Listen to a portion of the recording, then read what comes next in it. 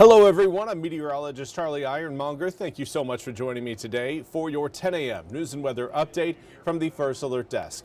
Now we've got news out of Greenville where a man has been arrested for failure to report an address change. 57-year-old Arthur Goulet was arrested by Pitt County deputies on Saturday. Now he is accused of failing to report his new address within 3 business days to the Pitt County Sheriff's Office as required. Now, warrants say he lived at an apartment complex on Dexter Street, which is within 1,000 feet of Little Sunshine's Learning Center on Country Club Drive. Now, he was convicted of second-degree sex offense in Pender County in 2014. He was in jail for 15 years, according to the registry. Now, he was charged with failing to register as a sex offender and sex offender residence violation. He was booked into the Pitt County Jail under a $100,000 bond. Now we've got news out of Halifax County where a man is now facing a murder charge. The Halifax County Sheriff's Office says just before midnight on Saturday, deputies pulled over a car in the area of Highway 48 and Medoc Mountain Road near Enfield. Deputies identified Gregory Harper as the driver. According to deputies, while they were conducting a license and warrant check on Harper, they learned that the 26-year-old was wanted in Rocky Mount for a murder that happened on January 17th. Now, officials say Rocky Mount police obtained warrants for Harper in the murder of Andre West on February 10th. Deputies arrested Harper. He was served with his outstanding warrant for first-degree murder, and he was additionally cited for a motor vehicle violation. Harper was jailed without bond and is awaiting a February 24th court date. And finally, want to give you guys an update on a road closure that happened earlier this morning, but the road is now back open. Overnight, the Martin County Sheriff's Office says the Roanoke River Bridge leading from Williamston into Bertie County closed due to reports of the bridge being frozen over. Now, the bridge reopened just before 6:30 this morning. Officials are reminding drivers that roads, bridges, and overpasses, again, could be icy due to, again, the frozen overnight temperatures.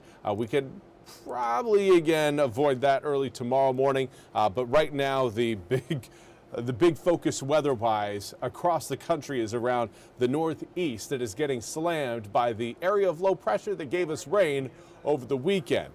That area of low pressure is scooting its way up the coast and creating snow conditions across most of New England, from really Maryland all the way across Delaware, New Jersey, portions of Pennsylvania, New York, Connecticut, Massachusetts, Rhode Island, Vermont, New Hampshire, Maine, all getting in the mix of these heavy snow flurries. We actually had some snow flurries last night into earlier this morning because of this system. I do want to say good morning to Michael Wiggins. Thank you so much for joining me from Ahoskie. Let's zoom the picture in back on eastern North Carolina, though. Not seeing any additional moisture coming down at this time, as skies are currently looking mostly sunny.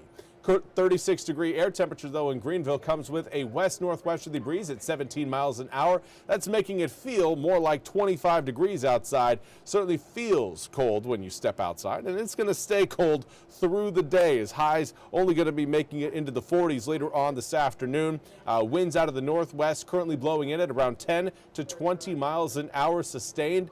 Gusts upwards around 20-25 miles an hour as we head through this afternoon.